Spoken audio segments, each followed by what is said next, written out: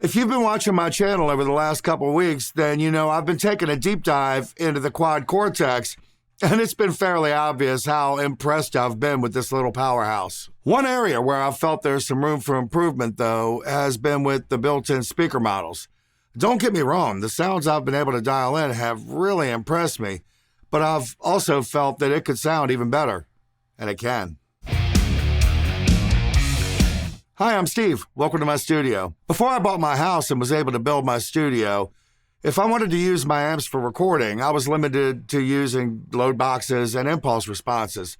During this time, I accumulated quite a collection of great sounding IRs from Redwires, Own Hammer, York Audio, Celestion, and a few others. I wanted to hear what kind of a difference using impulse responses could make on the Quad Cortex, so I gave it a try. If you watched my first Quad Cortex video, then you saw that to emulate my 4-mic setup that I use when mic and speaker cabinets here in my studio, I use 2 cabs in the Quad Cortex with 2 mics on each one. I'll leave a link to that video below in the comments. For the sake of comparison, I wanted to try the same kind of setup using impulse responses. I've got a few different IR loader plugins. One that I'm really fond of is Mix IR3 from Redwires, which incidentally is now being run by fantastic guitar player and Christian contemporary artist Lincoln Brewster. This plugin allows me to stack, blend, and arrange multiple impulse responses, then export them as a single multi-mic impulse response, which I can then import into the Quad Cortex. Mix IR3 has a feature called IR modules, which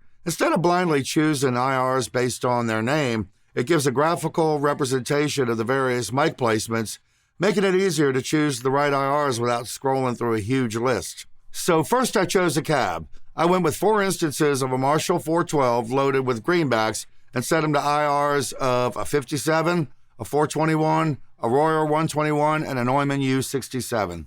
For the 57, 421, and the ribbon, I chose the IRs that were at the edge of the dust cap and closest to the speaker grill, just as I do in real-world miking.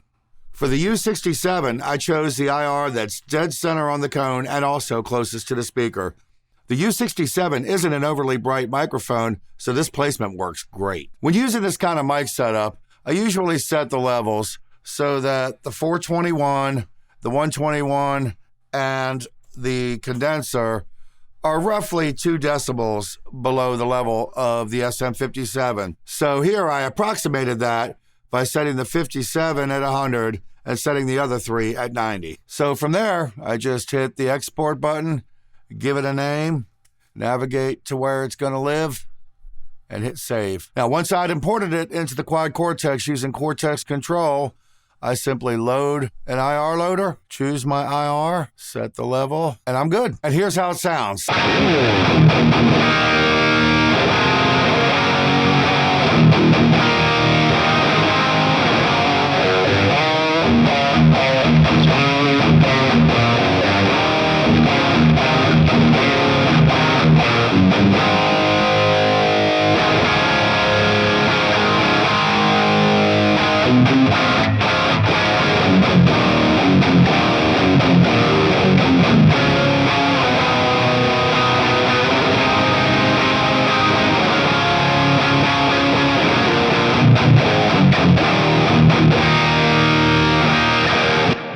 I think that sounds killer. There's a level of depth and realism that really stands out to me. Now, for reference, I'm going to turn off the IR loader and turn on the speakers that I had selected in the last couple of videos I did. The miking scheme is pretty much exactly the same as it is in the IR, with the exception of the condenser. The U67 isn't available in the Quad Cortex, so I went with the condenser 84. The speakers are the built-in models of the Celestion G12 EVH, which are essentially 20-watt greenbacks. Not exactly the same speaker, but to my ears, they sound better than the built-in models of the actual greenbacks, so that's what I went with.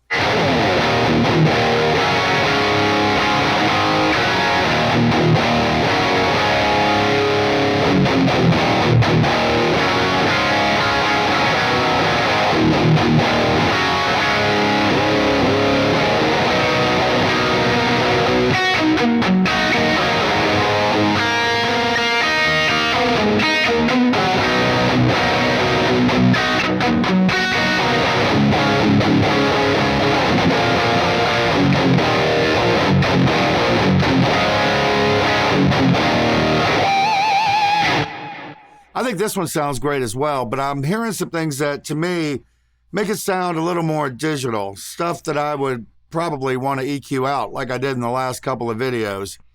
It's probably inaudible in a mix, but I'm picky. I've got these assigned to different scenes, so I'm going to play a little bit and switch between them so you can better hear the difference.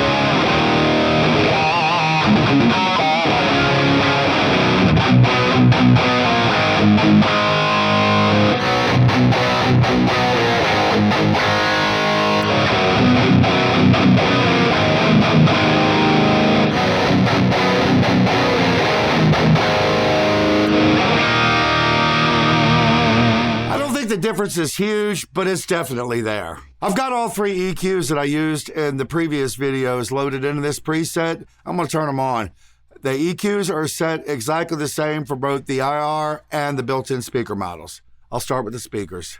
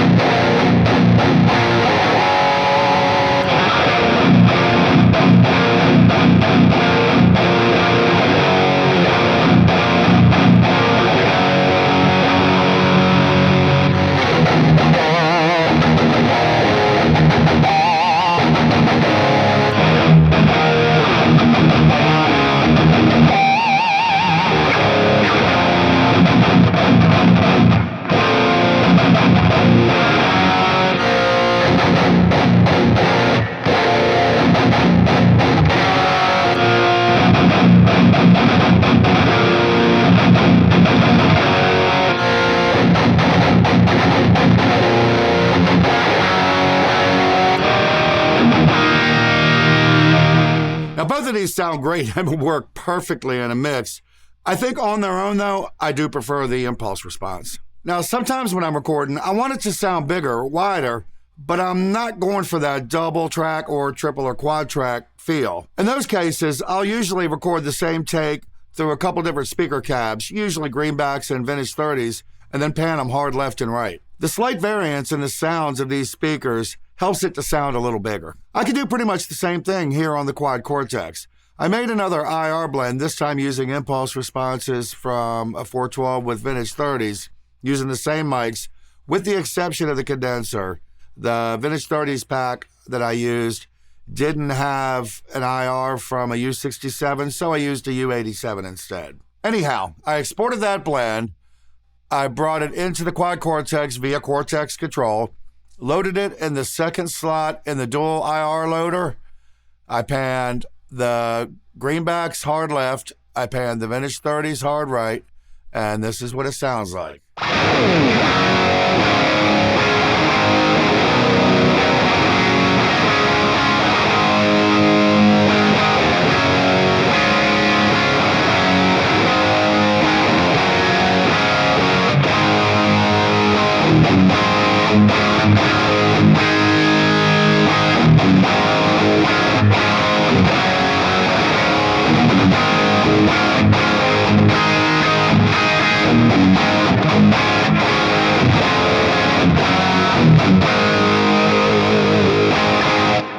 Another trick I could use in my DAW is to add a tiny little bit of delay to one of the tracks.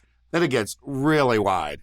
Well, as it turns out, the IR loader features a delay parameter that I can use for pretty much the same effect. Now, this is great for massive quarter riffs or pretty much any time you just want it to sound huge.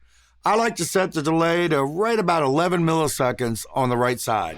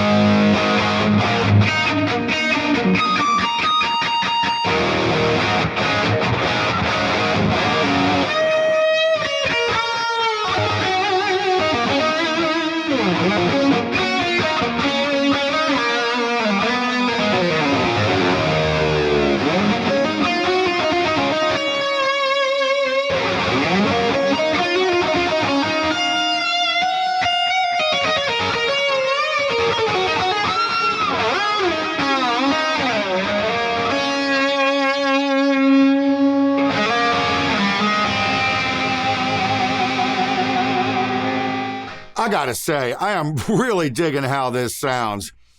It's similar in effect to what a chorus does, but since the delay time isn't changing, it's not chorusing.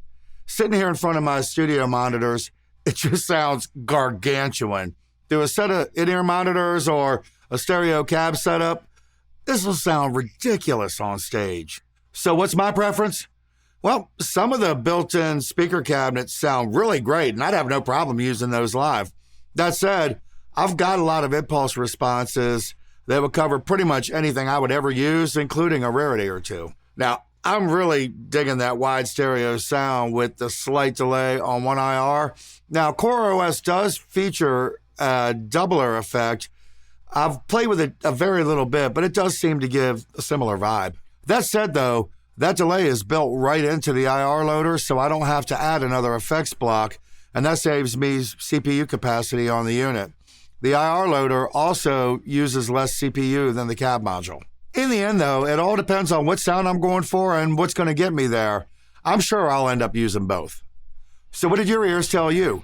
Did you prefer the built-in speaker cab, or did you like the sound of the impulse responses better? Let me know in the comments below, and as always, like and subscribe. Thanks for watching. I'll see you next time.